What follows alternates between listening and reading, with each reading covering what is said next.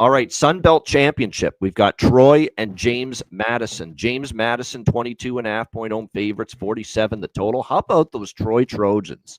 And how about a salute to Gerard Parker, head coach, who has taken – Troy was not expected to be – people thought for Gerard Parker is going to take some time, to get the program back up to speed. But what a performance.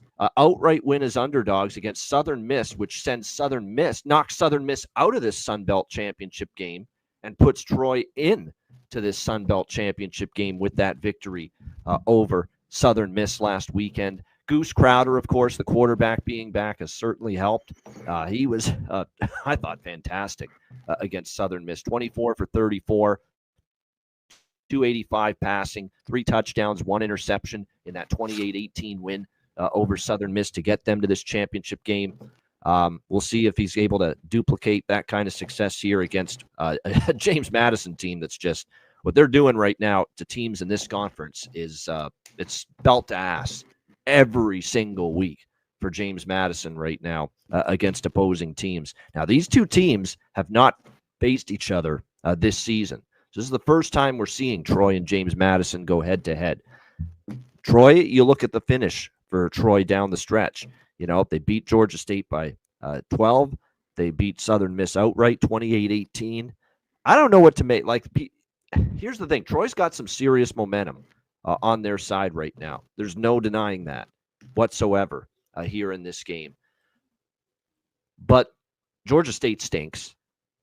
I'm convinced Southern Miss because that's the concern with Southern Miss and what they did and how they handled things. Charles Huff down the stretch, their head coach. They knew they only had to win their final game of the season to get into the Sun Belt Championship game, and they almost took the last 2 weeks off before playing Troy. They rested players. They didn't have their heads in it, and they lose those 2 games back-to-back to Texas State and South Alabama. And then it's almost like they couldn't flip the switch, Southern Miss, last week for that game against Troy. When you've been just kind of taking it easy and, playing for just this one game. And I think it bit them. It bit them in the ass, Southern Miss. You had chances against Texas State. You had chances against South Alabama to nail down the spot in the Sun Belt Championship game, and you were too casual. Yeah, and you just said, we got the last game against Troy, and as long as we win that, we're fine. Well, you lost it, and now you're out. So, like I said, didn't exactly handle it all that well, Southern Miss. I worry about Troy in this matchup, and quite frankly, I have no interest in betting against James Madison right now, and I'll tell you why. Because James Madison right now is looking for style points. They're looking to run it up. They're looking for a margin every time they take the field. And now that we have ourselves a Duke, Virginia ACC championship game on Saturday, we have a scenario where if Duke were to beat Virginia in the ACC championship game, Duke's still not going to the playoff, quite possibly, even if they win that game.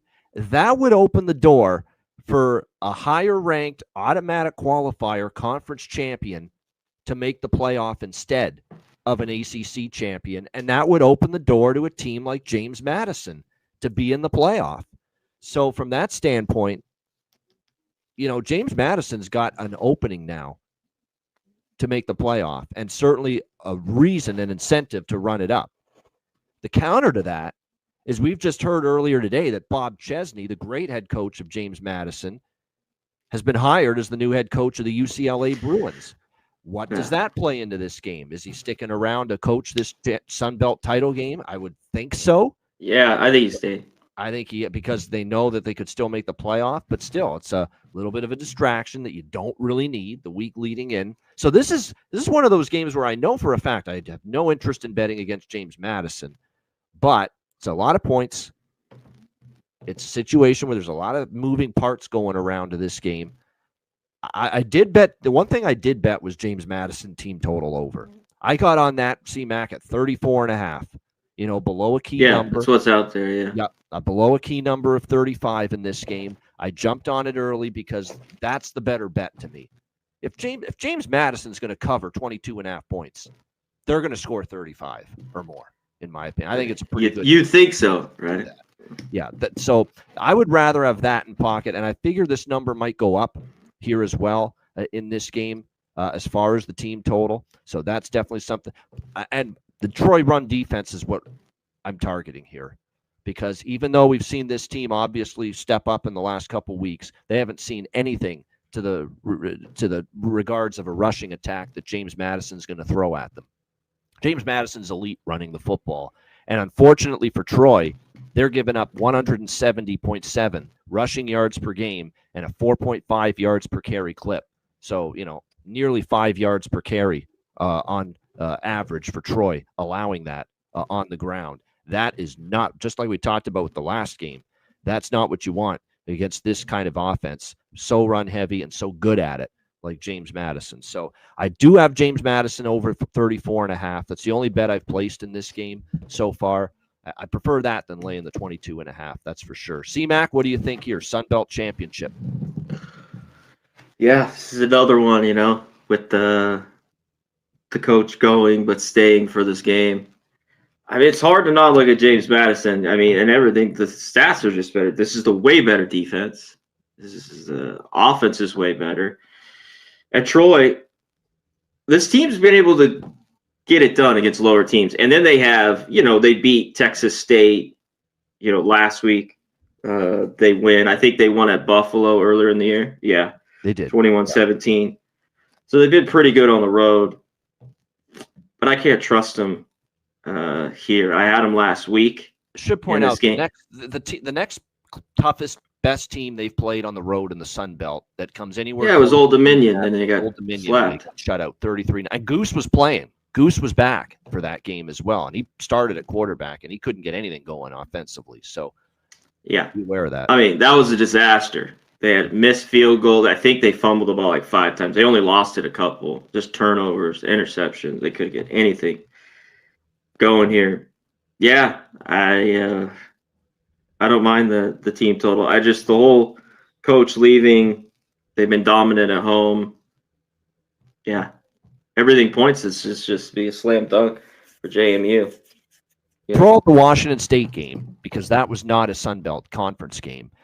Every other recent game for James Madison: 63 against Old Dominion, 52 against Texas State, 35 against Marshall, 58 against App State, 59 against Coastal Carolina.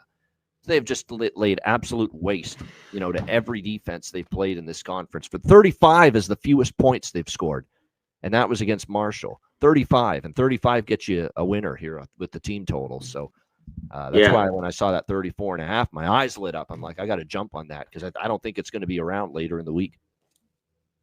Yeah, I mean, can Troy score here? Their team total's 12.5.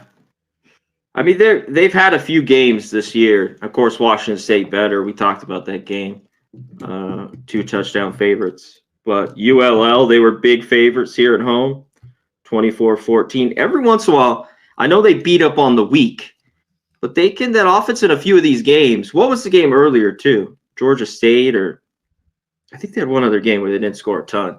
Because usually they're just slaughtering these horrible teams. Yeah, Georgia State for James Madison. It was way back early October. Yeah. Yeah. So, yeah, I like to play. So. Yep, and they had a couple of games early in conference play. The Georgia State and Louisiana, the Cajuns, where they only scored 14 and 24. But from that moment on, I mean, boy, oh boy, it's like they just kicked it into another gear. Barnett, they have a package they run sometimes with Sluka, the former UNLV quarterback in that game. They have the great running backs, and they have a plethora of them that can run the football, So, and again, they can throw it too, but it's definitely a run-heavy offense. They much prefer running the football, JMU. And boy, they have been able to do that throughout the course of the season. Again, very much like Jacksonville State, where they're so heavily skewed to the run. 6th in rushing attempts, 111 in pass attempts per game this season.